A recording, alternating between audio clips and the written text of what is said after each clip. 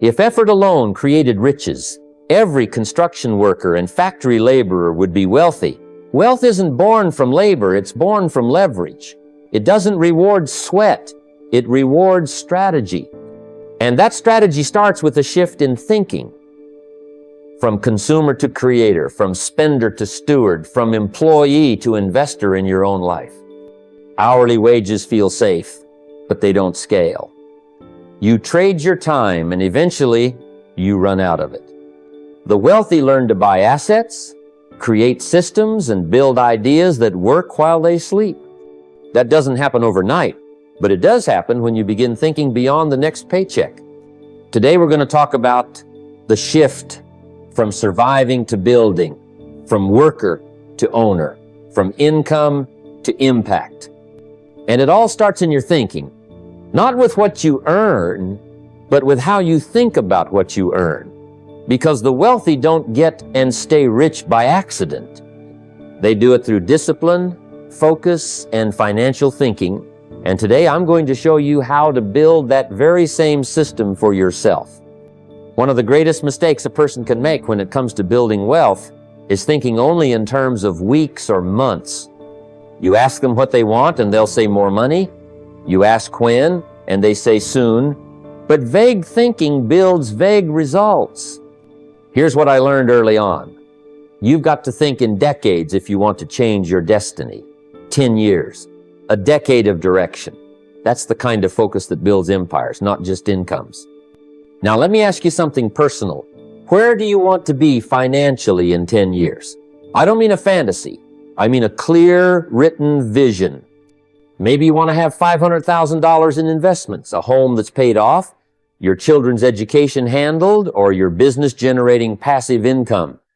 Whatever it is, the first step is to make it real by writing it down. Clarity is the starting point of wealth. Without a clear destination, even a fast car will drive in circles. Once you've written down your 10-year financial vision, the next step is to reverse engineer it. Break it down. If you want $500,000 in assets in 10 years, that's $50,000 a year. That's about $4,200 a month. Now the question changes from can I get rich to how can I generate $4,200 a month in investable income? The mind responds differently to clear, specific goals than it does to fuzzy desires. Specific sharpen focus, and focus fuels results. Now take those monthly goals and break them down even further. What do you need to earn weekly? What do you need to save or invest? What skills need to be upgraded? What distractions need to go? A goal without a plan is just a wish, but a goal with a system becomes a schedule, and what gets scheduled gets done. You want to see transformation? Put it on the calendar. I tell people, if it's not on your calendar, it's not in your life. Don't let the year start without a plan. Don't let the week begin without priorities, and don't let the day start without intention. The wealthy live by structure. The broke live by impulse. That's not an insult, it's an invitation. You can choose structure any day of the week. And once you do, wealth begins to find its way into your habits. When I started applying this, I was a broke farm boy with nothing but ambition and a pen. But I sat down and wrote a 10-year vision of what I wanted. Financial independence, personal development, the ability to teach others. I broke it down year by year, month by month, and then got to work on the week. My journal became my map. My schedule became my compass. And slowly, almost invisibly, that vision started to become my reality. The magic is in the breakdown. Don't just dream of wealth, plan it, map it. Build a blueprint so clear that your actions no longer depend on how you feel. They just follow the plan.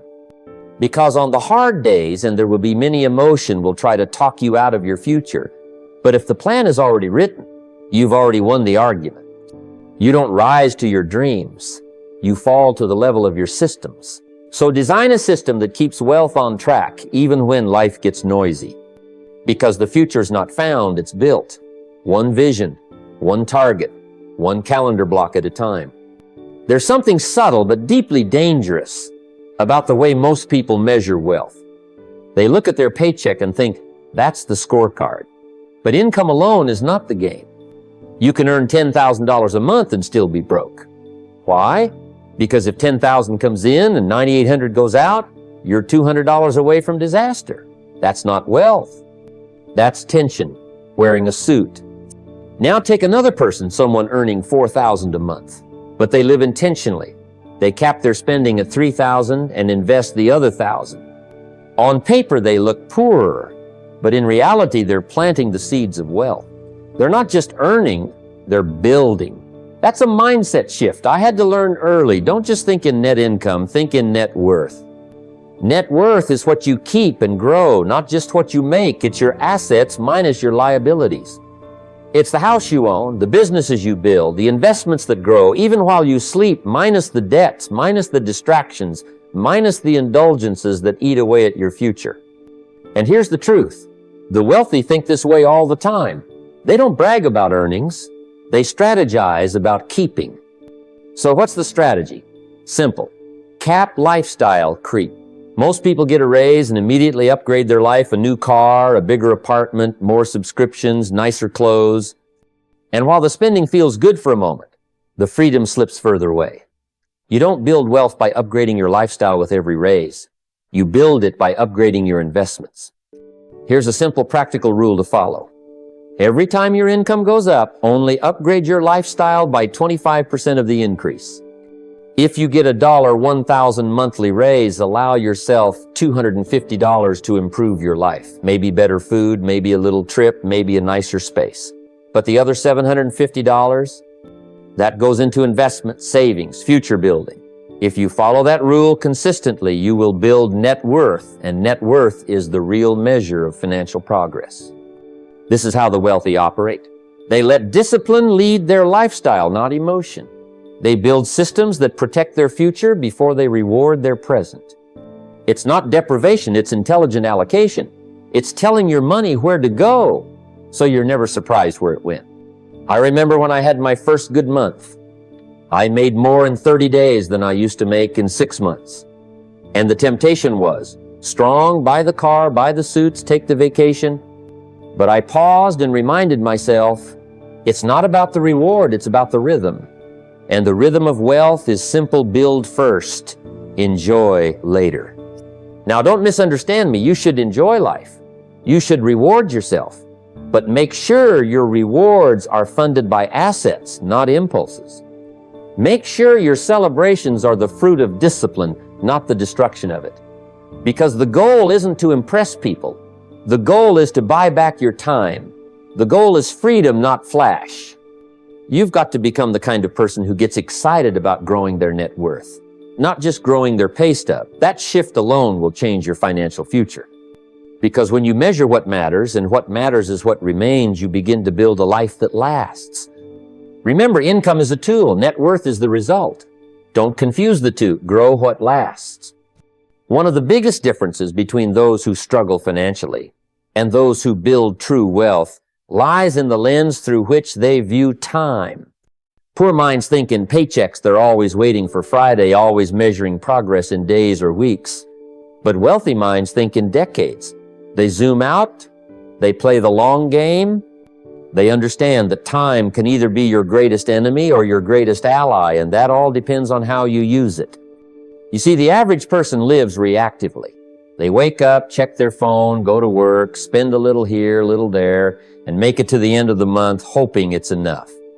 No strategy, no vision, just survival. But wealth isn't built on reaction, it's built on intention. And intention starts with long-term thinking. Let me challenge you, set a 10-year vision. Not a vague wish, not a loose dream, a real, vivid, detailed picture of your future. Where do you live? What kind of work are you doing? How much are you earning? How much are you investing? How do you feel waking up in the morning? Wealthy people don't stumble into their life, they design it. I remember when I first sat down to write my future vision. I didn't just say, I want to be rich. I got specific. I wrote about the home I wanted to live in, the kind of financial portfolio I'd manage, the disciplines I'd master, the people I'd spend time with. It wasn't about fantasy, it was about clarity. Because clarity breeds discipline. When the picture is strong, the sacrifices become easier. Now, here's a practical step that will change the way you think. Write a one-page letter to your future self. 10 years from now, describe your life in detail. Write it in present tense, as if it's already real. I live in this kind of home. I earn this amount per year. I invest in these kinds of assets. I spend my time like this.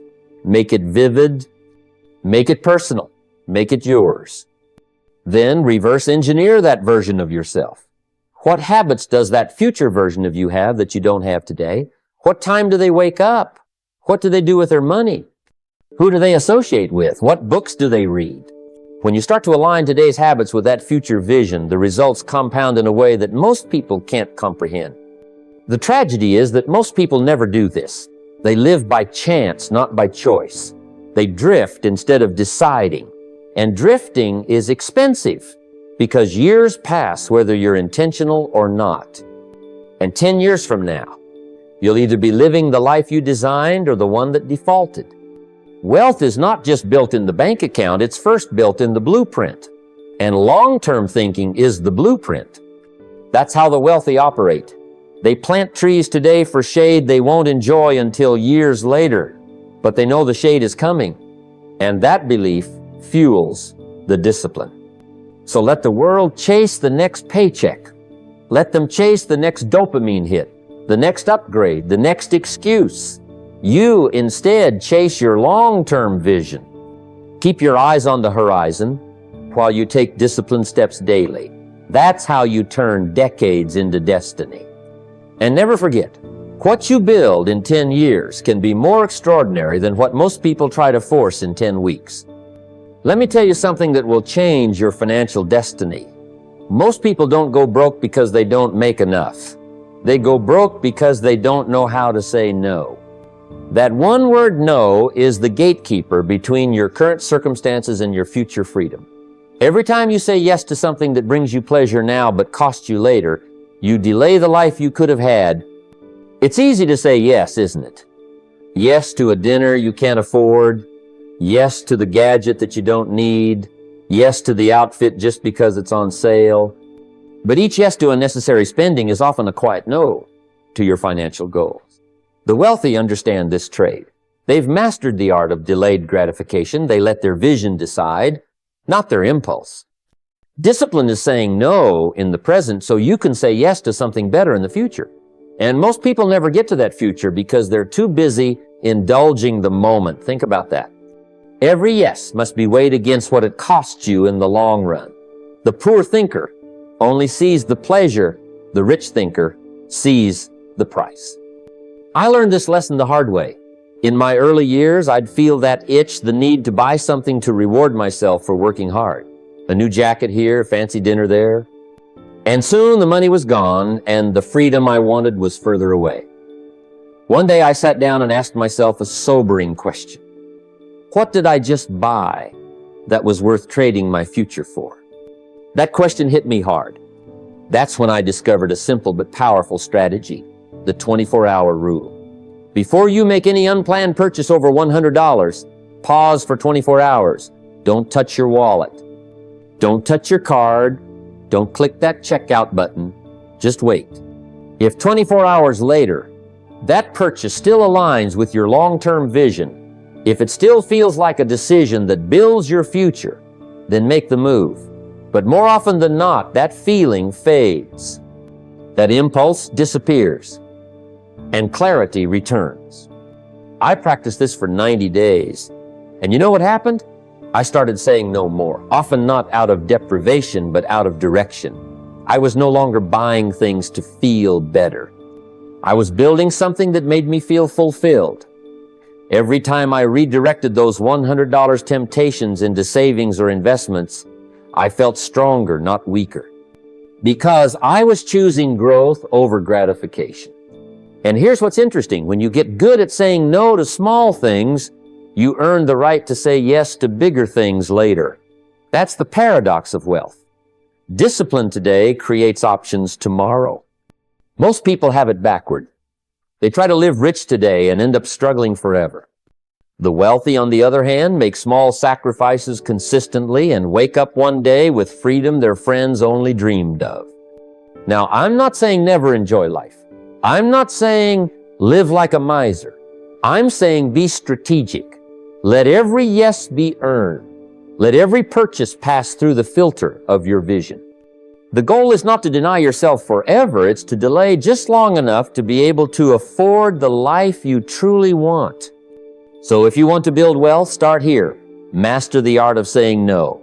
No to impulse, no to pressure, no to distractions.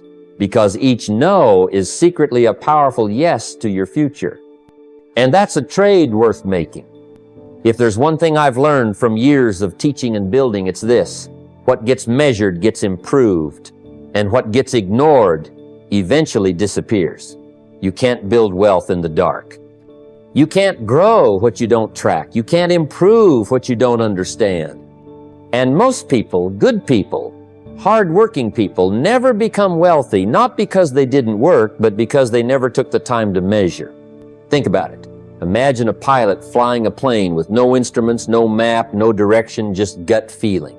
That's how most people handle their money. They earn it, spend it, hope for the best, and never pause to ask, where am I headed? Am I growing or am I drifting? Wealth is a direction before it's a destination. And to know your direction, you've got to check the dials. I used to sit down once a month, just me, a notebook, and a calculator, and I'd review 3 things. What came in, what went out, and what stayed behind and grew. That little monthly ritual changed my entire financial future because I stopped living by emotion and started living by numbers. Now, I'm not asking you to become an accountant. I'm asking you to become aware. You don't need a fancy degree or complex system. All you need is a simple spreadsheet, a notebook, or a good budgeting app. At the end of each month, take 30 minutes and ask yourself, what did I earn? What did I spend? And what am I actually worth? That last one is the key, your net worth. Assets minus liabilities. Not just your income, but what you actually own. Because someone earning $10,000 a month but spending $9,800 isn't wealthy. But someone earning $4,000 and investing $1,000 consistently is on the path. Wealth isn't about how much passes through your hands, it's about how much stays and multiplies. So ask, are you growing or are you drifting? Is your money working for you or are you just working for money? When you track, you gain control. When you measure, you gain insight. And with insight, you gain power, the power to change, to course correct, to adjust in real time instead of waiting for crisis. Let me give you a practical tip. Set a reminder, same date every month. Sit down, no distractions. Look at your income, your spending, and your investments. Be honest, no blame, no guilt. Just the facts. Then ask, what one small change can I make this month to grow? It could be cutting one expense, increasing one investment, eliminating one unnecessary habit. Small hinges swing big doors, my friend. And here's what happens when you do this consistently. You start noticing trends. You begin to anticipate instead of react. You feel more confident, more aware, more responsible. And that right there is how wealth is built, not in windfalls, not in luck, but in awareness applied consistently. I used to say, the disciplines you neglect today will show up in your future with a bill. That's true in money more than anything else. But the opposite is also true. The disciplines you practice today will show up as options, freedom, and security. And that begins by tracking what matters most. So, don't drift, don't guess, don't hope. Know, measure, adjust, and grow. Because the person who knows their numbers always has the power to change them. And that's real financial control. Getting rich is one skill. Staying rich, that's a whole different discipline. See, most people spend all their energy on how to make more money, but they never take the time to ask, how do I keep it? How do I grow it? Without losing myself in the process. And that's where the real game begins. Because wealth isn't just about acquisition, it's about stewardship. Now, Here's what happens to many people. They finally get a little ahead. The promotion comes in, the business picks up, the investments start paying off, and what do? They upgrade. They inflate. Bigger house, fancier car, lavish vacations. And before long, every new dollar they earned is spoken for. They call it lifestyle creep. I call it a silent thief. It steals your future while pretending to reward your present. Staying wealthy takes restraint. It takes clarity. And most of all, it takes purpose. I used to remind myself, just because I can afford it doesn't mean I should buy it. That little phrase saved me from 1,000 foolish purchases. Because every dollar you don't waste today is a seed you can plant for tomorrow. Let me give you a simple idea. When your income goes up, your investment should go up faster. Most people raise their lifestyle when they get a raise, but the wealthy raise their discipline. Every raise is not a pass to spend more, it's a test to see if you've matured enough to manage more. So ask yourself, when the increase comes, how much of this can I reinvest? How much can I use to build something that lasts longer than my appetite? Now, this isn't about being stingy. It's about being strategic. Wealthy people understand that money is a tool, not a trophy.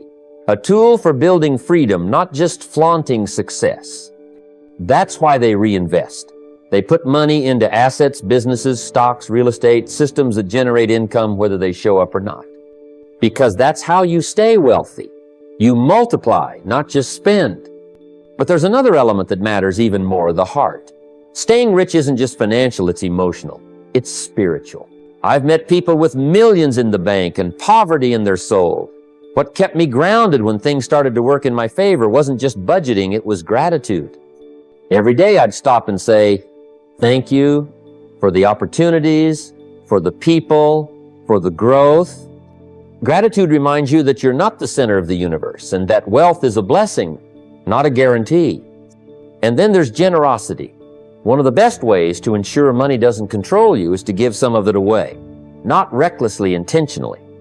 Find people, causes, dreams that align with your values and invest in them. That's the secret power of generosity. It not only blesses others, it keeps your heart clean. It keeps you humble. It keeps you anchored. So here's what I recommend. As you rise, stay rooted. Build a habit of reflection. Every month ask, am I living with purpose? Am I growing the future? Or just consuming the present? Keep a journal. Track your giving. Reinvest automatically. Surround yourself with people who remind you of who you are, not just applaud your wealth. Because real wealth isn't just measured in net worth, it's measured in peace, impact, and the ability to sleep well at night. You see, the goal was never just to get rich. The goal was to become the kind of person who could be trusted with wealth, to grow it, to share it, to protect it. Because wealth at last comes to those who are ready to carry it well. Before you build wealth in your bank account, you've got to build it in your mind. That's the first real estate you ever own, the space between your ears. And let me tell you, your financial world will never outgrow your mental world. You want to know why some folks make millions and still feel broke? Or why others start small and build empires over time? It's because wealth doesn't start with a bank statement. It starts with the thoughts that built it. If your mind is cluttered, your money will be too. That's why I say build mental wealth first. Practice gratitude every day. Not just when you hit a goal, but when you wake up. Gratitude shifts your attention from what's missing to what's working.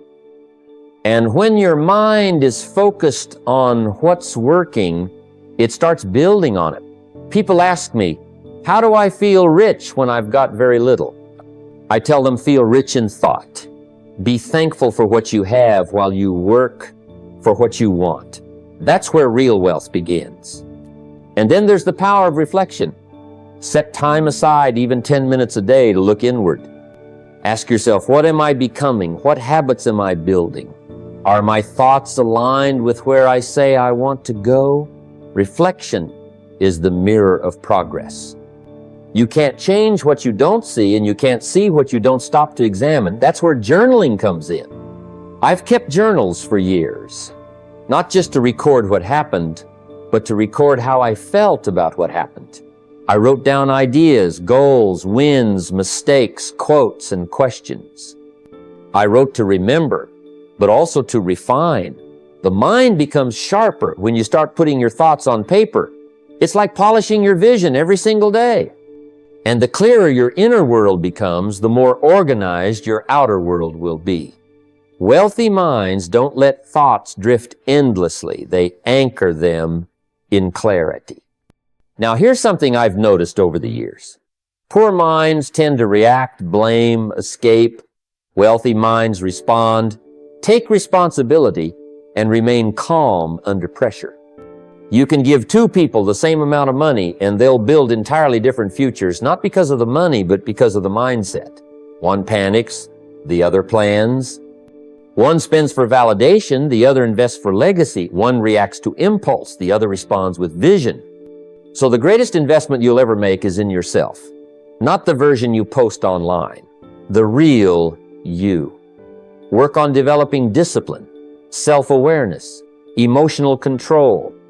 These are the roots of wealth.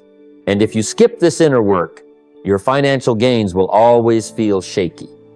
You'll find yourself in a cycle, making money, losing money, chasing it again, not because the opportunity wasn't there, but because the mind wasn't ready to handle it.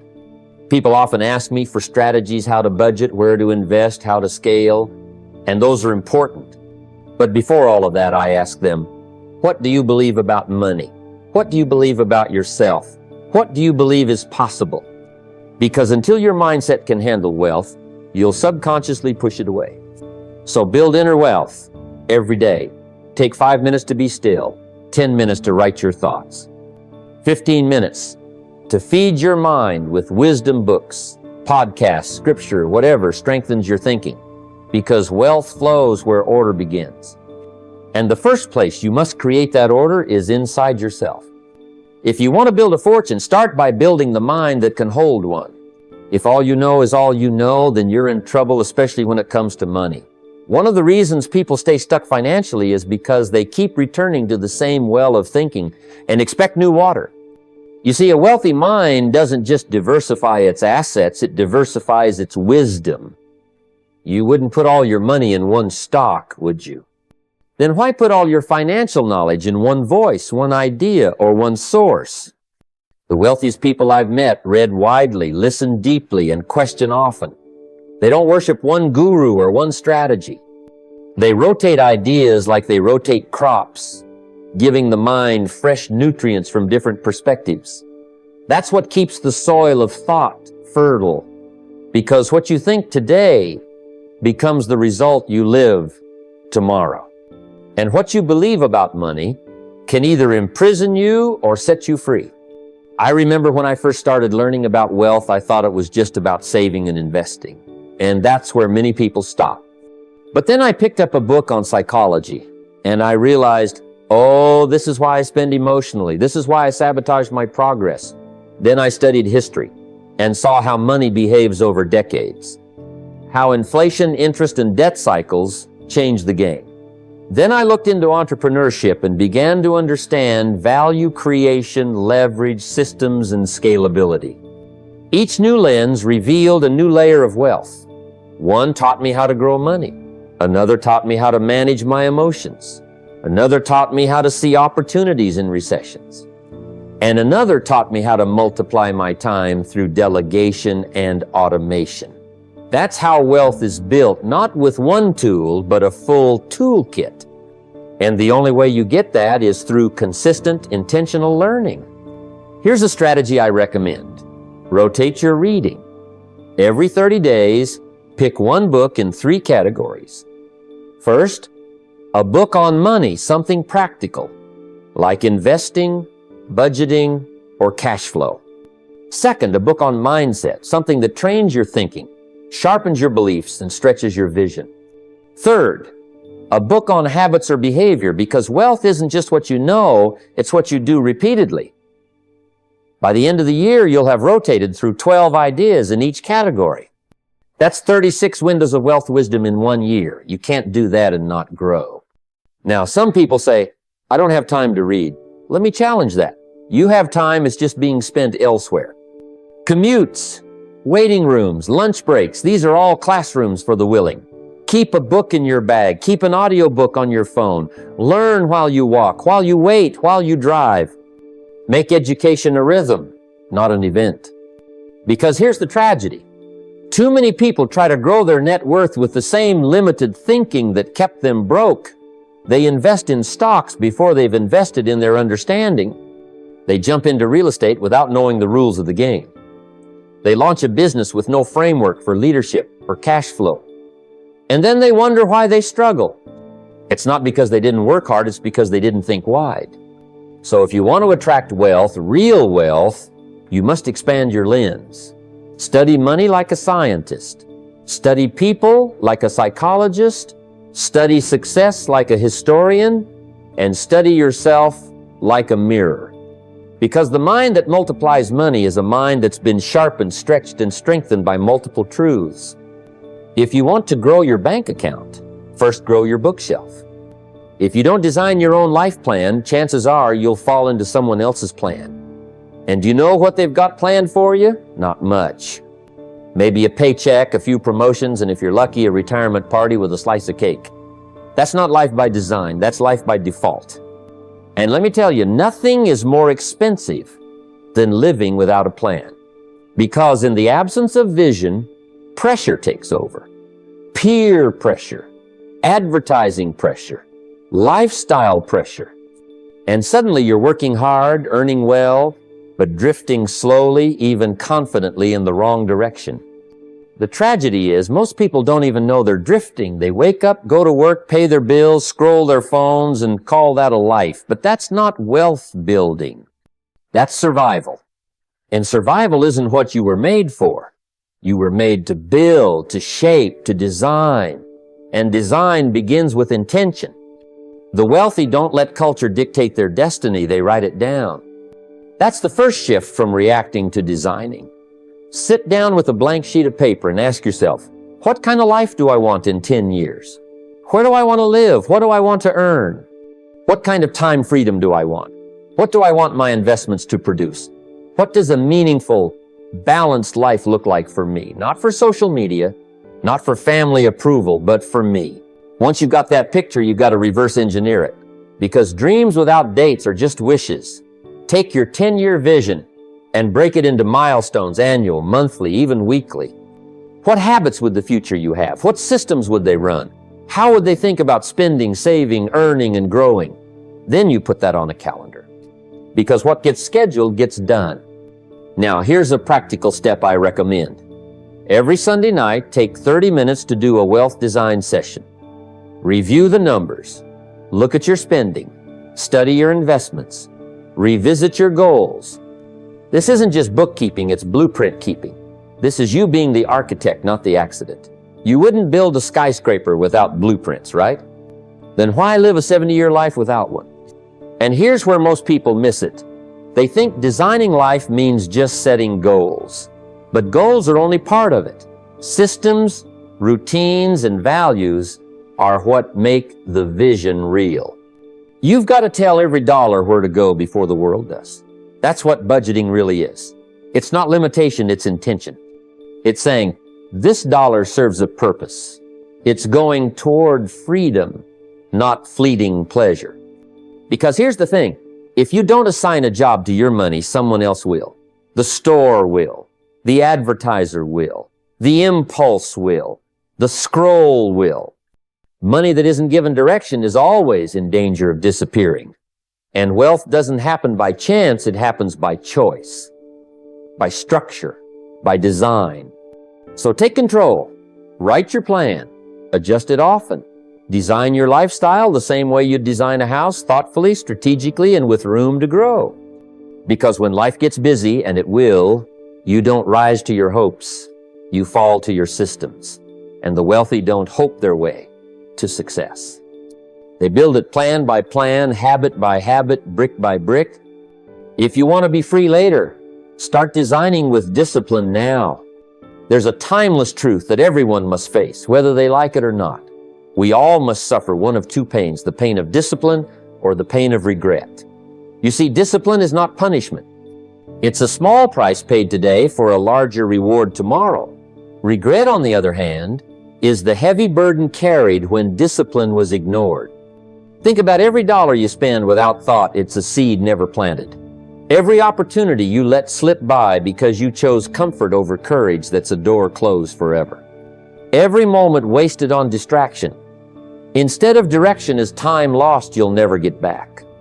These small daily decisions or indecisions accumulate. And at the end of the road, if you haven't disciplined your finances and your life, regret awaits. It's a silent, painful companion that says, I wish I had started earlier. I wish I had said no more often. But the wealthy, they understand this law well. They willingly accept the short-term pain of budgeting, the discomfort of saying no, the challenge of staying focused on long-term goals instead of instant gratification. They endure these pains because they know the alternative is far worse. The pain of regret is like a storm that breaks the spirit. The pain of discipline is a small thunderclap before the calm of financial peace. Let me give you an example from my own life. Early in my journey, I remember being tempted to spend every dollar I earned on something fun, something flashy, something that made me feel good in the moment. But I also remember a mentor telling me, Hasib, the pain you avoid today will find you tomorrow with interest. So, I learned to say no to little indulgences. I started budgeting not because I loved restrictions, but because I loved the freedom those restrictions would buy me later. And here's what I found. Discipline became easier with practice. Saying no to impulse became a habit, and with that habit, money began to grow. I was no longer chasing paychecks. I was growing assets. The pain of discipline shrunk with time, but the benefits grew exponentially. Freedom isn't free. It's earned through small sacrifices. Now, think about the costs if you choose regret instead. Stress, sleepless nights, living paycheck to paycheck, never having the peace of mind that comes with knowing you have a plan, a safety net, and a growing future. That pain lasts much longer. It doesn't fade quickly. It lingers in every missed opportunity and every financial worry. Here's the call to action. Choose your pain wisely. Decide today that you will embrace the pain of discipline, the budgeting, the saving, the investing, the delayed gratification. Because when you do, you're setting yourself up to avoid the far more devastating pain of regret. Remember, success is nothing more than a few simple disciplines practiced every day. The pain of discipline is temporary, but the reward lasts a lifetime. Make your money work for you by mastering yourself first. Be willing to pay the price now so you don't pay the price later in regret. There's a big difference between setting goals and setting standards. And understanding that difference is what separates those who chase fleeting motivation from those who build lasting wealth. Goals motivate you. They are the sparks that light the fire. But standards govern you. They are the steady flames that keep the fire burning no matter how the wind blows. Let me explain. Most people set goals like, I want to save $10,000 this year, or I want to get out of debt. These goals sound good, but often they depend on how motivated you feel in the moment. If you wake up inspired, you push forward. If you wake up tired or distracted, the goal drifts further away. Motivation comes and goes like the tide, but standards don't. Standards are the principles you set for yourself that become non-negotiable. When you say, I save 15% of every paycheck no matter what, that's a standard. When you commit, I read at least 10 pages of something that will grow my mind every single day. That's a standard. When you decide, I never carry credit card debt because it's a trap, that's a standard. These standards create structure in your life that doesn't depend on your feelings. They govern your daily decisions, your habits, and ultimately your results. I remember early in my journey, I was tempted to chase every shiny goal that came my way. One year, I wanted to make a certain amount of money. The next, I aimed to buy a car, then a house. But I learned the hard way that goals without standards were fragile. I'd hit a goal and then slip back because I hadn't built the discipline or the principles to maintain my success. So, I started setting standards for myself. I made saving non-negotiable. Even if I had to skip a night out or delay a purchase, I stuck to saving a certain percentage of my income. I made daily learning a must, not just an option when I felt like it. I refused to carry debt that didn't build my future.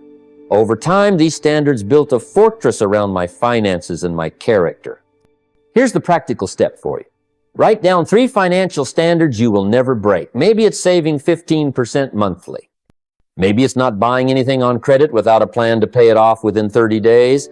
Maybe it's investing a fixed amount every month. Whatever it is, make it clear, measurable, and non-negotiable. These standards will keep you on track when motivation fades. They are your foundation for wealth. Because wealth is not created by luck or feelings, it is built by consistent, disciplined actions that align with your highest principles. Remember, you don't build wealth by chasing the next big thing. You build it by living according to standards that honor your vision and keep you moving forward steadily day after day, no matter what. Life isn't a sudden leap from struggle to success. It's a journey of small steps taken day after day, consistently moving toward a better future. You cannot change your destination overnight, but you can change your direction overnight. That moment of decision, that commitment to take control of your financial life, is the most powerful moment you'll ever experience. Many people feel trapped in a cycle of paycheck to paycheck living, weighed down by bills, debt, and a lack of clarity about how to escape. They believe wealth is something that happens to others, not something they can create for themselves. But here's the truth. The moment you decide to change that story, you change your direction. You may not be rich next week, next month, or even next year, but what you do today sets the trajectory of your life. It's like steering a ship at sea. You don't suddenly arrive at your destination just by pointing the rudder. You turn the wheel, make small corrections, and day after day you sail closer to where you want to be.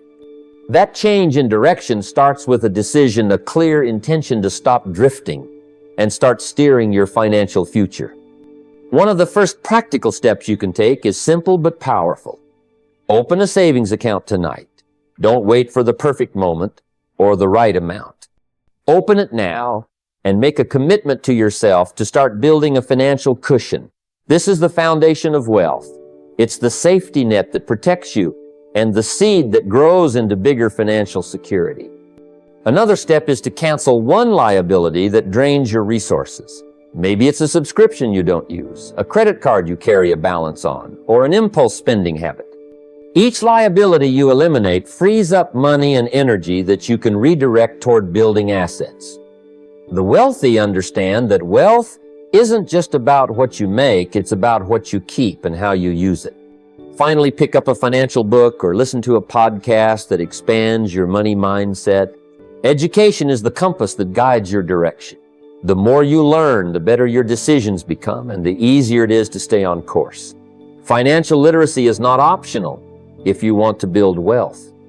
It is your greatest ally in changing direction.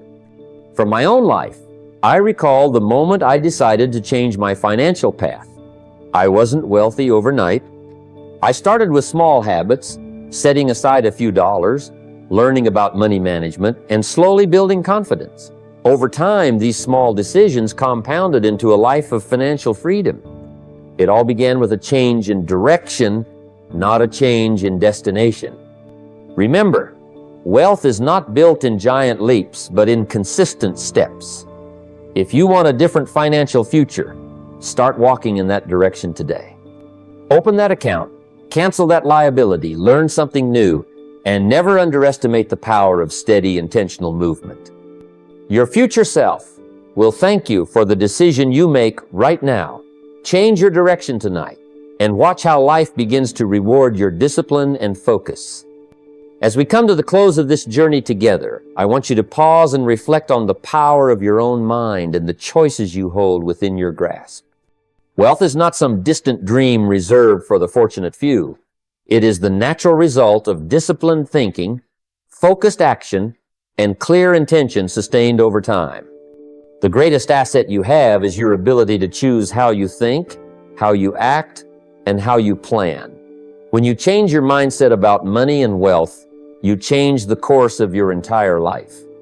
Remember, success is not an event, it's a process. It begins with a decision, a commitment to think long-term, to build habits that honor your future, and to refuse the quick fixes and distractions that promise much but deliver little. It is your daily discipline that will separate you from the crowd, your focus that will sharpen your vision, and your financial thinking that will guide you through challenges and opportunities alike.